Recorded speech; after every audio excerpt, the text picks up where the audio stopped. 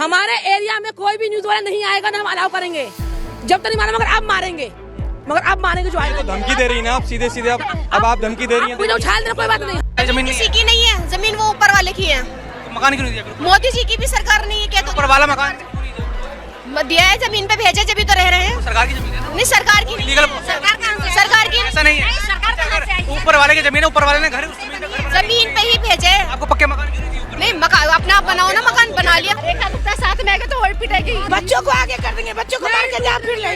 दोस्तों, हर बार ऐसा क्यों होता है कि भारत में रहने वाले एक विशेष समुदाय के लोग कुछ सवाल सुनकर भड़क जाते हैं, मारने पीटने की बात करने लग जाते हैं, और केवल आदमी ही नहीं बल्कि इस समुदाय की महिलाएं तो 2 कदम आगे जाकर माइक पर हमले करने की बात करती हैं, अपने बच्चों तक को हमले करने के लिए उकसाती हैं। और बच्चे तो बच्चे ठहरे, जो माँ बाप बोले वही कर दिए।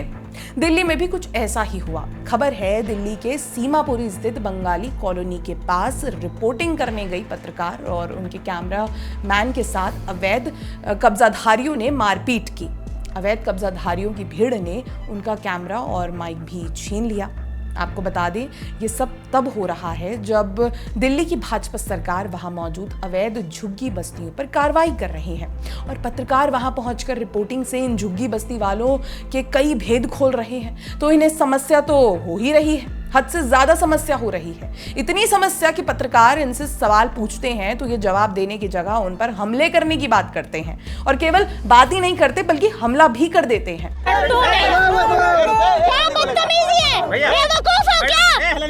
मैडम अपने घर की माँ बहन के साथ में ऐसे चढ़ने लगते हो? तमीज है? ये क्या बदतमीजी है? महिला पत्रकार के साथ ऐसे कर रहे हो? मैं इससे बात कर रही थी ना। बदतमीज लोग, दुष्ट आदमी। अगर मेरे को लगेगा यहाँ पे मुझे रिपोर्ट करनी है तो मैं जरूर आऊंगा। आप नहीं रोक सकते। हाँ, तो कोई नहीं बोलेगा आपको। यहाँ शरीफ लोग बसते सारे। हाँ, यहाँ सारे शरीफ लोग बसते, सारे शरीफ है। इस बात को मैं अब भी बोलूंगी और जब भी बोलूंगी। लेकिन आपने जो कहा, जो धमकी दी, वो शरीफ में नहीं आता। नहीं तो मैं अब भी बोल रही हूँ। नहीं, आप कह रही हैं यहाँ शरीफ लोग बसते हैं। अगर आपने जो धमकी दी वो शरीफ में नहीं आता, मैं बता रहा हूँ आपको। कोई आप पे यहाँ पद है किसी झुग्गी का, क्या है मतलब जो आप कह रही हैं? मैं अपने आप में मुख्यमंत्री हूँ। मुख्यमंत्री जी, अपने आप में मुख्यमंत्री हूँ। मुझे किसी पद की जरूरत नहीं है। मैं अपने आप में मुख्यमंत्री खड़ी हुई हूँ। मैं हमारा मस्जिद का नहीं है। मैं कल अनाउंसमेंट लगाऊंगी पहले तो कि न्यूज वाला जो है उसको मार के भगाया जाए हमारे एरिया से। हमारे एरिया में न्यूज वाला अलाउड नहीं करेगा। मैं इस बात को दोबारा रिपीट कर रही हूँ कि हमारे एरिया में, हमारे पूरे एरिया में मैं किसी भी न्यूज वाले को अलाउ नहीं करती हूँ। इन अवैध कब्जाधारियों में अनेक बांग्लादेशी और रोहिंग्या भी छुपे हो सकते हैं, जिनका भेद खुल सकता है। ये कब्जाधारी दशकों से सरकारी जमीन पर अवैध कब्जा करके रह रहे थे, वो भी उस जमीन पर जिसके ना तो इनके पास कागज हैं और ना ही ये जमीन इनकी है। अब क्योंकि इन्हीं सब चीजों का खुलासा हो रहा है तो ये मारपीट पर उतर आए हैं। क्यों घर टूटेगा? गरीबों अगर जो तोड़ना है ना हम उसको तोड़ेंगे। रेखा गुप्ता साथ में आएगा तो और पिटेगी। बच्चों को आगे कर देंगे, बच्चों को मार के जा फिर ले। जो झुग्गी तोड़ने आएगा ना उसको तोड़ दूंगी। आज केजरीवाल था तो आज झुग्गियां नहीं टूटी।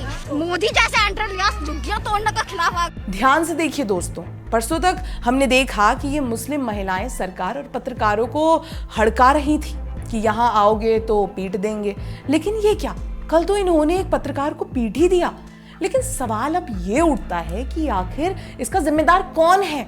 आखिर कैसे इन अवैध कब्जाधारियों को इतनी हिम्मत आ जाती है कि ये किसी पत्रकार को पीटने की बात करते हैं, दिल्ली के मुख्यमंत्री को पीटने की बात करते हैं?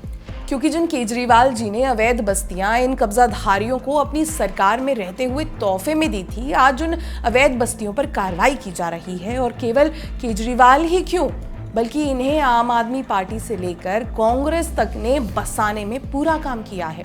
इन्हें हर सुविधा दी है। जब तक केजरीवाल मुख्यमंत्री थे, ये बड़े शान से सरकारी जमीन पर अवैध कब्जा कर रहे थे। क्यों? क्योंकि ये इन सरकारों के वोट बैंक हैं।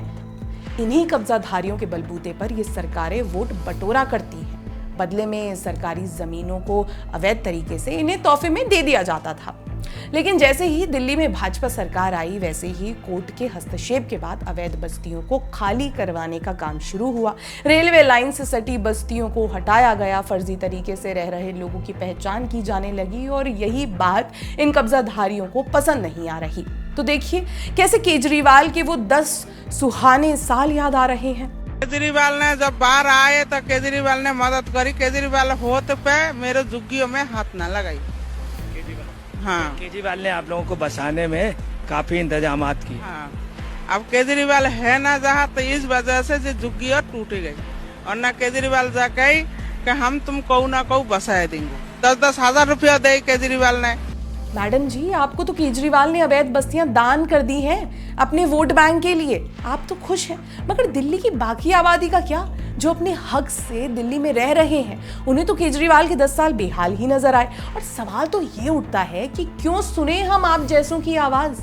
क्योंकि जब कागज दिखाने को बोला जाता है तब कागज तो दिखाई नहीं जाते। हाँ, आपके भाईजान केजरीवाल जरूर सुनेंगे, हमें पता है। वैसे भी दिल्ली से जैसे ही अवैध झुग्गियां हटाई गईं, तो दिल्ली से पंजाब जाकर रहने वाले अरविंद केजरीवाल तुरंत दिल्ली पहुंच गए अपने खास समुदाय के लिए आवाज उठाने के लिए। केजरीवाल एंड पार्टी ये क्यों कर रही है, इस पर भी मेरी सहयोगी पत्रकार अपने पिछले वीडियो में बता चुकी हैं। केजरीवाल ने रविवार 29 जून को अपनी पार्टी के नेताओं के साथ दिल्ली के जंतर मंतर पर इस कार्रवाई के लिए भाजपा को जिम्मेदार बता दिया। आज इस मंच से मैं चेतावनी देना चाहता हूं भारतीय जनता पार्टी को, या तो ये झुग्गी तोड़ने से बाज आओ, अपनी औकात में रहो, झुग्गियां तोड़नी बंद करो, नहीं तो आंदोलन होगा। इतना ही नहीं, आम आदमी पार्टी के नेता गोपाल राय ने तो सारी सीमाएं लांघ दी। उन्होंने कहा कि दिल्ली की झुग्गियों को तोड़ोगे तो हम प्रधानमंत्री के घर पर घुसकर कब्जा कर लेंगे। पूरे दिल्ली की पुलिस लगा लेगा, पूरे भारतीय जनता पार्टी के नेताओं को लगा देना। अगर दिल्ली की झुग्गियों को तोड़ोगे, प्रधानमंत्री के घर में घुस करके हम कब्जा करेंगे, इसका इंतजार रखना।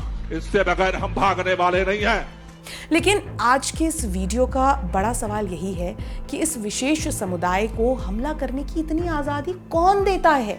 जो समुदाय अपनी महिलाओं को ठीक ढंग से आज़ादी नहीं देता, वो आखिर धरना प्रदर्शनों के लिए अपनी महिलाओं को चिल्लाने के लिए कैसे आगे कर देता है?